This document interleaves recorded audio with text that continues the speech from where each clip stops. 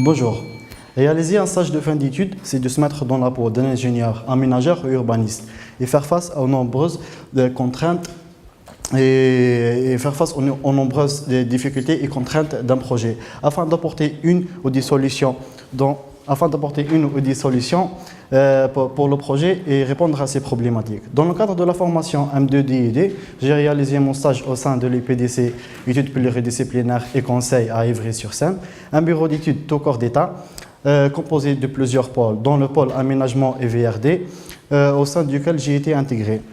Donc, durant mon stage, j'ai eu l'occasion de participer à nombreux projets sur des différentes phases, de la phase esquisse à la phase pro. Cela m'a permis d'appréhender le processus de réalisation et le contenu de chaque phase d'un projet VRD. La gestion des eaux pluviales reste un enjeu majeur parmi les enjeux techniques d'un projet urbain. J'ai donc participé à la conception de gestion alternative de la conception des ouvrages alternatifs de gestion des eaux pluviales pour le projet Altival, un projet de transport en commun en site propre. Mais aussi, j'ai participé à l'aménagement public aménagement des espaces publics pour les citoyens parisiens, tels que la requalification du parc André Citroën situé dans le 15e arrondissement et l'aménagement pour ouverture de la petite ceinture, une ancienne voie ferrée de la SNCF, tout cela dans une démarche globale du développement durable.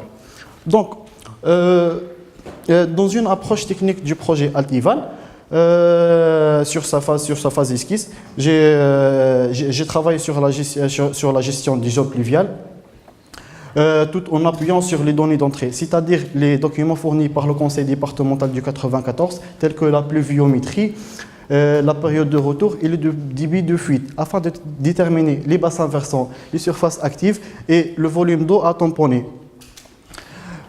Par la suite, déterminer la typologie de ces ouvrages-là qu'on a pu développer en tant que nous, paysagistes intégrés dans l'aménagement.